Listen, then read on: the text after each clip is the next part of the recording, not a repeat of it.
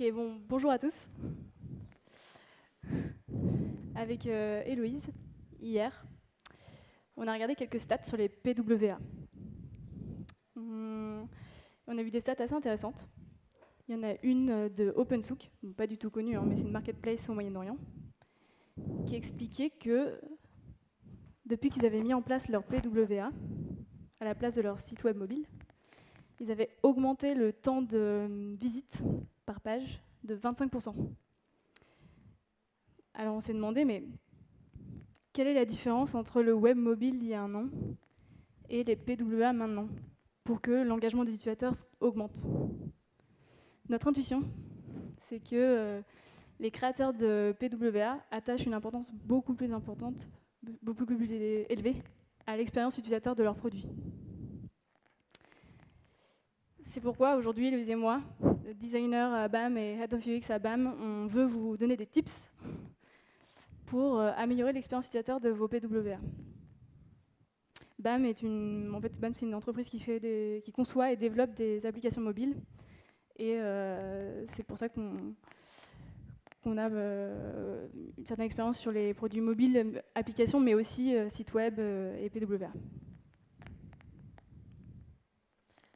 Alors du coup, pour bien comprendre comment améliorer l'expérience utilisateur de vos PWA, en fait, la base, c'est de comprendre vos utilisateurs. Là, vous avez affaire à des utilisateurs mobiles qui ont des caractéristiques particulières. Une des premières caractéristiques, c'est que les utilisateurs mobiles sont facilement distraits. Je pense que vous pouvez assez bien l'imaginer, mais quand vous utilisez votre portable, déjà, vu que le portable est petit, on peut l'amener à peu près partout. Mais quand vous utilisez votre portable, vous pouvez l'utiliser en train de marcher dans la rue, aux toilettes, en train d'attendre, bref, dans des endroits divers et variés. Mais du coup, vous n'êtes pas très concentré. Et souvent, vous faites aussi du multitasking. Vous pouvez faire d'autres choses en même temps. Donc, vous êtes sur votre portable, mais vous écoutez aussi quelqu'un parler, ou bref, n'importe. Ce qui fait que vous êtes distrait, mais vous avez aussi peu de temps, en général. Parce que comme vous êtes en multitasking, en fait, il peut arriver n'importe quoi. Vous allez arrêter, lâcher votre portable, le poser, fermer l'application et faire ce que vous étiez en train de faire. Un autre élément qui est aussi lié à la taille du portable, ça paraît assez évident comme ça, mais vu que c'est petit, c'est plus dur de taper du texte, notamment pour ceux qui ont des gros doigts. C'est un peu plus compliqué, mais ce qui fait que souvent on a un peu la flemme de taper du texte pendant très longtemps. Et le dernier point, je l'ai un peu déjà dit, mais qui est crucial pour l'UX et l'UI, c'est que l'écran est petit. Du coup, souvent, ce qui a été fait, en tout cas, jusqu'à présent, c'est que quand on veut faire un site mobile ou une PWA, on va prendre le site web et on va essayer de l'adapter au mobile. On va essayer de tout faire rentrer. Et ça va faire quelque chose qui est absolument affreux, parce qu'en fait, il va y en avoir partout, dans tous les sens. Ça va être terrible. Ce qu'il faut plus faire, c'est l'inverse. C'est ça. C'est-à-dire partir du mobile. Et là, on construit bien le mobile, on le construit de manière propre en termes de navigation, de design, etc. Et on va du coup construire par petits blocs par-dessus ça pour arriver à une expérience web. C'est ça qui est du coup hyper important quand on conçoit un site ou une PWA qui peut aussi être du coup sur du mobile. Alors tout ça, c'est hyper intéressant, mais quelle implication concrètement ça a quand on conçoit une PWA ou un site web mobile? Eh bien, la première, c'est l'attention au formulaire. Donc simplifier au maximum les formulaires. Là, je vous donne 3 exemples, enfin 2 exemples plus exactement. À gauche, vous voyez un formulaire qui est long, beaucoup de champs de texte libre, et on va devoir taper du texte, justement, comme le disait Héloïse. Et les 2 écrans à droite, c'est le même formulaire avec le clavier fermé, puis le clavier ouvert. Et ce qu'on voit, c'est qu'en fait, quand on ouvre le clavier, on ne peut plus valider le formulaire. Donc, simplifier les formulaires, et comment on s'y prend? La première chose, c'est de limiter au maximum la longueur, quitte à le découper en plusieurs écrans.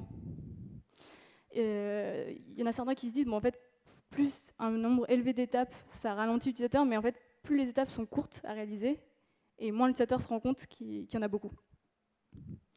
Deuxième chose, c'est limiter au maximum le nombre de champs de texte libres, utiliser les toggles, utiliser les selects, les sliders. Il y a tout un tas d'éléments qui sont très adaptés au mobile et au touch, et c'est plus agréable pour les utilisateurs. Ensuite, rendez les boutons de validation accessibles.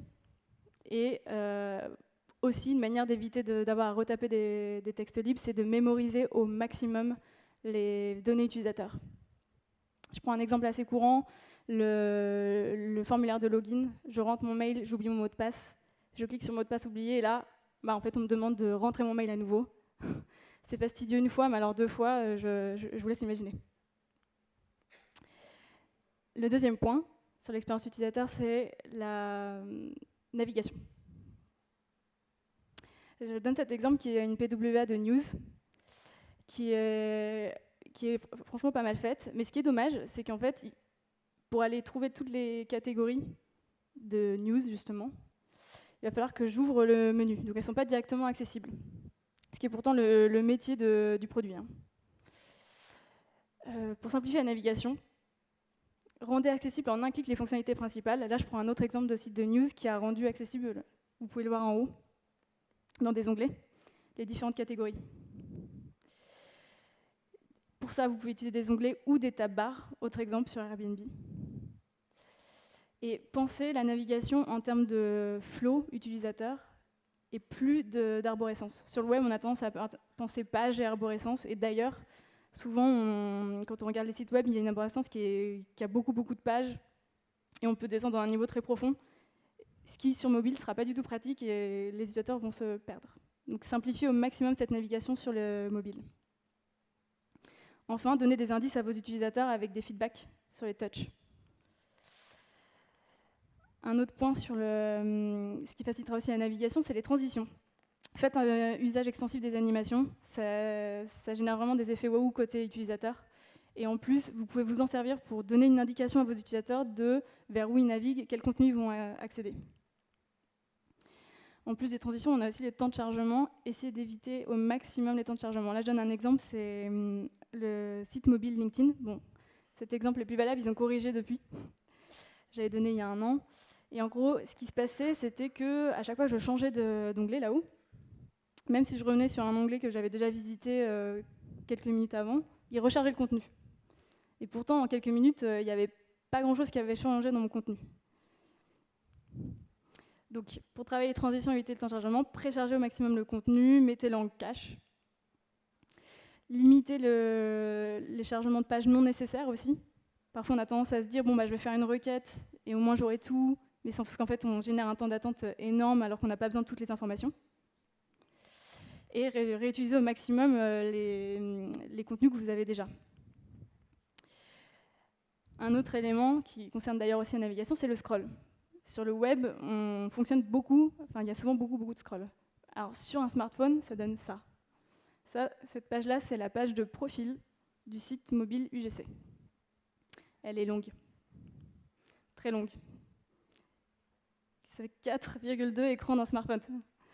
Donc si on la regarde d'un peu plus près, cette page mobile, pourquoi elle est aussi longue? Au début, on a l'élément de navigation principal. Bon, ça, c'est plutôt pas mal parce que ça me permet de revenir de là d'où je viens. Je suis rassurée. Ensuite, là, on me propose un accès au contenu. Honnêtement, c'est pas vraiment ce à quoi je m'attendais dans ma page profil. Ensuite, le bouton déconnexion, certes très utile. En revanche, à ce niveau d'importance, je suis pas sûre. Ce qui m'amène avec déjà 1/3 de mon écran occupé. Et finalement, mes informations n'arrivent qu'après.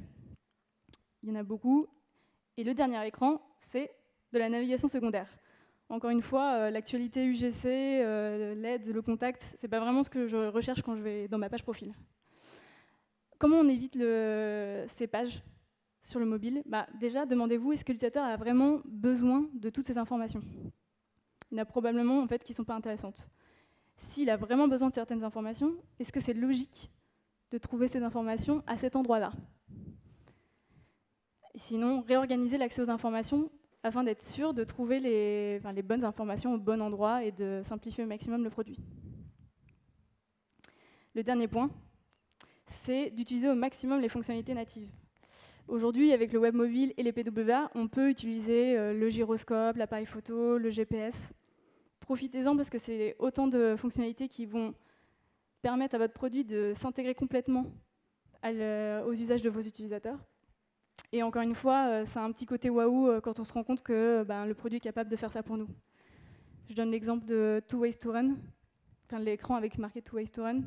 Ce qui est assez sympa en fait, c'est que au fur et à mesure que je marche et que je cours, il va pouvoir, grâce au gyroscope, pouvoir mesurer la distance parcourue et me replacer ça dans un contexte qui est là celui de Rio. Et bref, du coup c'est un côté un peu sympa. Je prends ta place. Ce sera plus facile. Alors, mais du coup, tout ça, mauvais sens. Tout ça, ça a forcément un impact sur le graphisme. En fait, si vous mettez en place toutes ces fonctionnalités, bien forcément, vous allez aussi devoir adapter vos graphismes par rapport à ça. Donc, comment on adapte le graphisme d'une application ou d'une PWA à tous ses besoins? Comme l'a dit Caroline tout à l'heure, souvent, ce qu'on a tendance à faire, c'est en mettre beaucoup, et du coup, il y a énormément de scroll, énormément d'informations, un peu partout, on a du mal à choisir.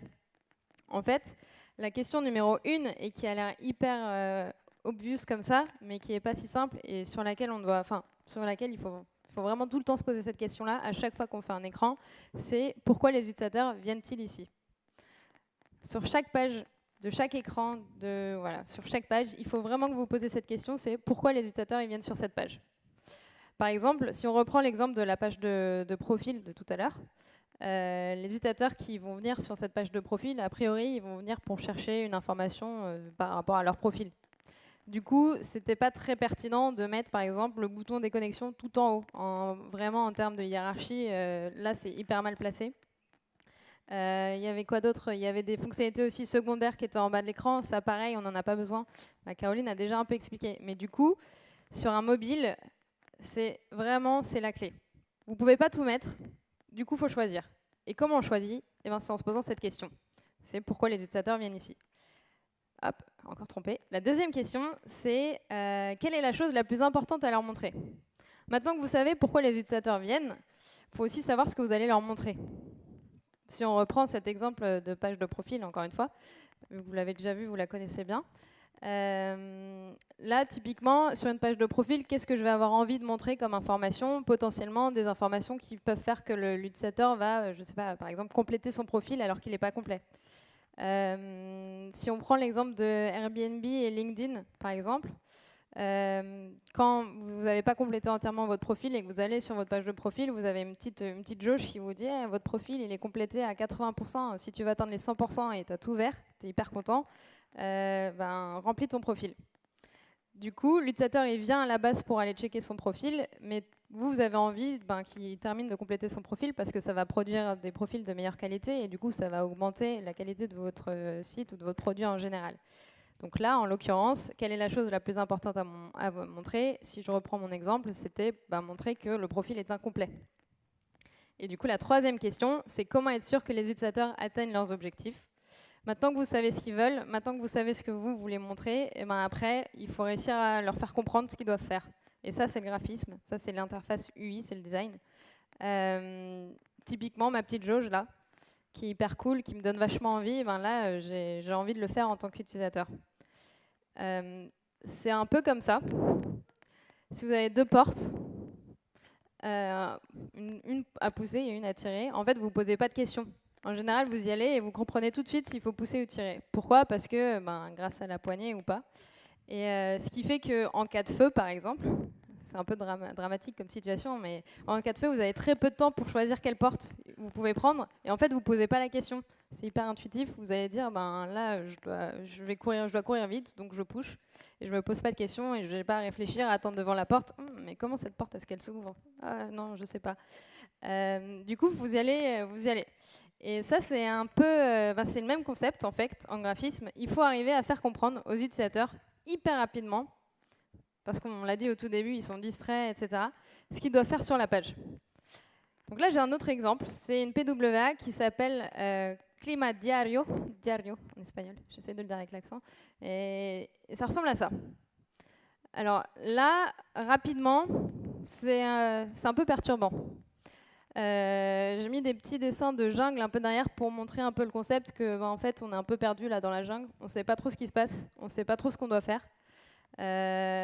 Et là, pareil, reprenez l'image de la porte, c'est le feu, vous avez 3 secondes pour agir. Là, vous ne savez pas quoi faire, vous êtes en panique, vous frisez et puis du coup, ça ne marche pas. Donc en fait, là, ce que vous auriez dû voir, c'est une sorte un bouton qui ressort, la fonctionnalité principale qui ressort. Donc même si sur le bouton il n'y a pas écrit click here, même si vous n'avez pas des petits textes qui sont en train de clignoter, des petites flèches qui sont en train de clignoter comme ça pour vous montrer là, c'est ici qu'il faut cliquer, il faut que le graphisme vous permette de voir ça. Vous devez comprendre sans avoir à réfléchir qu'il faut cliquer. Donc du coup, pour résumer la règle, c'est l'action principale doit être comprise en moins de 3 secondes. Ça, c'est une règle qu'on applique, nous, sur tous nos designs. Quand on se les montre et qu'on se les teste, c'est est-ce que l'action principale est comprise en moins de 3 secondes. C'est hyper important. Donc là, je vais vous donner un peu des tips pour arriver à faire ça. Parce que là, on se dit, OK, mais comment je fais ça? Donc je vais reprendre mon écran là, que je vous ai montré tout à l'heure. Déjà, qui d'entre vous avait compris ce qu'il fallait faire sur l'écran? Vous pouvez lever la main. Une personne? Là en bas, là. Et pourtant, il est en gros. Hein. Bon, du coup, qui d'entre vous n'avait pas compris? Et donc, il y en a qui n'ont pas trop d'avis. Okay. Mais ouais, bah, c'était pas très clair. Et du coup, qu'est-ce qui rend l'écran pas clair?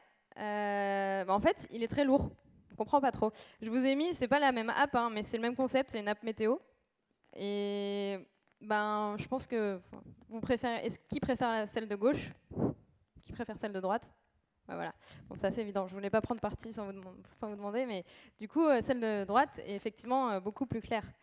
Et pourquoi elle est plus claire? Parce qu'elle est plus légère. On comprend mieux ce qui se passe. Donc, qu'est-ce qui s'est passé exactement? En fait, déjà, ils ont mis en avant la fonctionnalité clé. Ils n'ont pas tout mis sur une app, ils n'ont pas essayé de tout faire rentrer. Ils ont choisi, ils ont dit, OK, nos utilisateurs, ils viennent pourquoi? Ils viennent pour voir la météo d'aujourd'hui. OK, c'est ça qu'on va leur mettre en grand. Ensuite, il y a beaucoup d'espacement. Ça, c'est une règle qu'on a toujours du mal à respecter.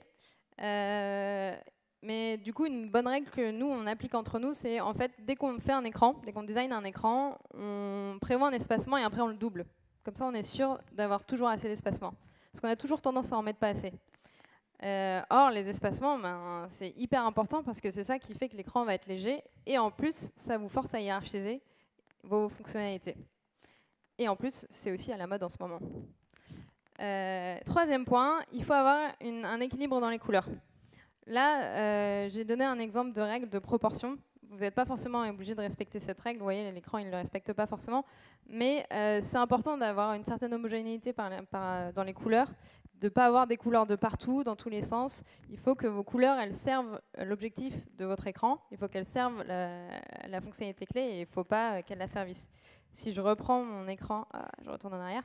Celui-là, il y avait beaucoup de couleurs. Ouais, il y a des couleurs un peu dans tous les sens. Or, les couleurs, normalement, elles doivent mettre en avant ce qui se passe, au lieu de ralentir la compréhension. Un deuxième tips, ça c'est Flipkart. Je ne sais pas si vous arrivez déjà à voir ce qui ne va pas sur cet écran, mais je vais vous aider un petit peu. Bon, outre le logo qui dépasse un peu, ça, je ne vais pas en parler, c'est assez évident, mais il y a d'autres choses qui ne vont pas, c'est que l'écran n'est pas très lisible. C'est quand même un écran de connexion. Et même si on a l'habitude des écrans de connexion, on ne sait pas trop ce qui se passe quand même. Pourquoi? Parce que déjà, il y a pas mal de texte en haut là. Est-ce que c'est le bon endroit pour mettre du texte? Je ne sais pas, je peux vous le lire si vous ne le voyez pas, mais il y a écrit « Avec les meilleures sources du monde, c'est un seul endroit pour suivre tous les articles et toutes les personnes qui vous intéressent. » Je suis en train de me connecter, a priori je m'en fiche. Il fallait le voir sur la page d'avant, a priori. Ou le mettre plus en valeur. Mais en tout petit comme ça, ça n'a pas trop de sens. Deuxième truc, choisir des contrastes appropriés pour mettre les éléments importants en avant. J'ai un peu parlé de proportion, c'est un peu différent ici parce que là c'est vraiment les contrastes. En termes de contraste, on a pas mal de contrastes par rapport à la zone non complet, courrier, mot de passe et le reste de l'écran. Mais ce qui fait qu'on a très peu de contraste pour mettre les choses vraiment importantes en avant. Par exemple, le bouton. Se connecter, on ne le voit pas du tout. En termes de contraste, c'est assez mal fait. Et même le bouton Facebook bleu assez foncé sur du vert assez foncé, en termes de contraste, c'est pas encore idéal. Donc là, utilisez vos contrastes, c'est fait exprès. Vos contrastes, ils vont servir à faire un peu le click here que j'ai montré tout à l'heure. C'est un peu les petites flèches qui indiquent où il faut cliquer, si je devais faire une petite métaphore. Et troisième élément hyper important, ça a l'air assez simple comme ça, mais en fait, même nous, on fait souvent l'erreur, c'est que sur mobile, en fait, c'est petit, et du coup, il ne faut pas prévoir des tailles de texte trop petites. Quand on design l'écran, on est zoomé dessus, et en fait, souvent, on ne se rend pas compte à quel point le texte est petit. Du coup, une bonne règle, c'est de faire du 12 points minimum. Moi, maintenant, aujourd'hui, vu que j'ai aussi eu des retours utilisateurs sur ce sujet-là, mon standard, c'est 14 minimum et 12 en majuscule. Mais après, de base, 12 minimum. En dessous de 12, ça commence à être vraiment petit et on a du mal à lire. Là, toutes les petites zones qui sont en dessous, elles sont vraiment, vraiment difficiles à lire. Un autre tips, c'est par rapport à cet écran-là. Donc cet écran-là, c'est un écran qu'on m'avait envoyé et que j'ai repris pour un fournisseur énergétique qui a un problème. Et son problème, c'est quoi? Il n'est pas très accessible en termes de fonctionnalités clés. En fait, on arrive sur cette page et on ne sait pas trop ce qu'il faut faire. Il y a le bouton Power là, qui est déjà sélectionné. Du coup, je ne sais pas trop où je dois cliquer en 3 secondes. Hein. Après, si vous y réfléchissez, vous y arrivez. Mais en 3 secondes, ce n'est pas évident. Et notamment, le bouton de validation, il est probablement tout à la fin du scroll. Oui, là, je ne vous ai pas montré, mais l'écran est descend très bas. Donc, une des règles que Caro a déjà dit tout à l'heure, c'est les boutons principaux doivent toujours être visibles. Donc ça a aussi un impact sur le design, parce que ça veut dire qu'il faut aussi prévoir de la place pour que les boutons soient visibles en bas de l'écran. Et aussi, attention au clavier. Donc Caro l'a aussi déjà dit, mais je le répète parce que ça, c'est une bonne erreur qu'on fait souvent, c'est qu'on ne prévoit pas le clavier qui monte. Surtout sur des PWA. Et moi, sur le site de la SNCF, je crois, alors que je devais prendre des billets sur mon mobile, je me suis retrouvée bloquée parce que je ne pouvais pas accéder au clavier. C'était genre il y a 8 mois, un truc comme ça.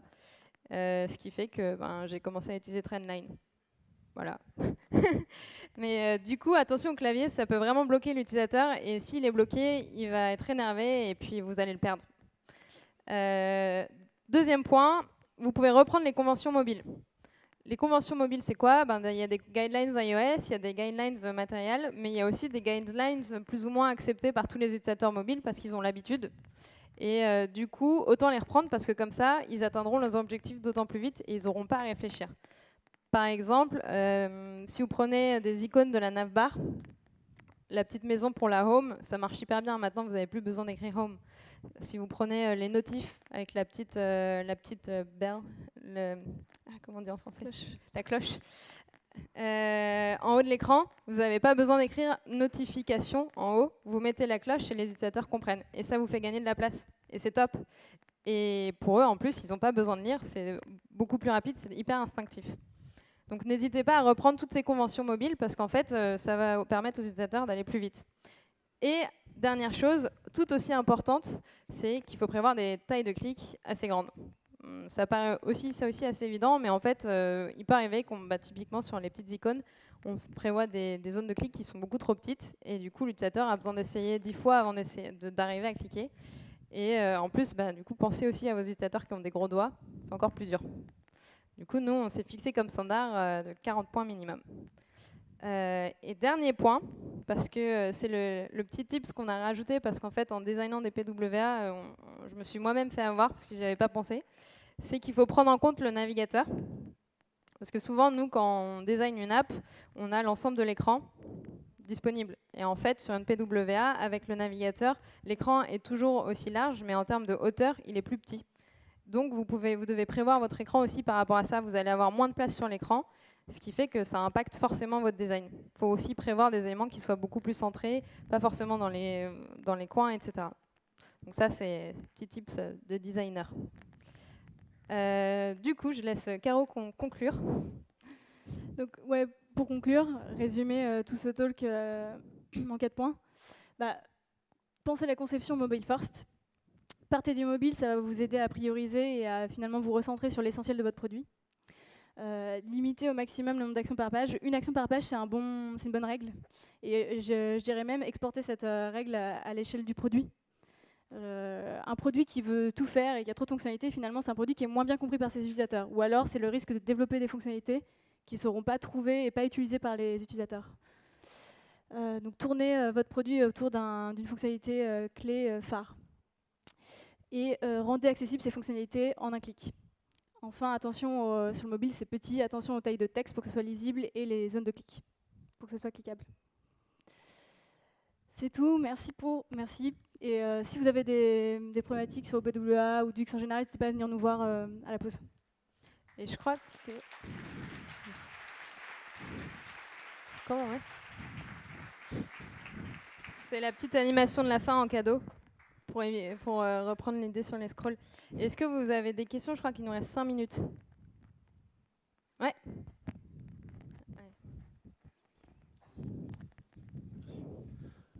Bonjour. Ma petite question, c'est qu'en ce moment, le web, enfin, là on parle de gens qui sont assez jeunes, qui suivent des applications. On voit que le web senior est beaucoup de seniors vont sur le web, sauf qu'ils n'ont pas tous nos codes à nous. Par exemple, l'exemple du burger button, j'ai l'exemple de mes parents, au début, ne comprenaient pas le principe du burger button, par exemple.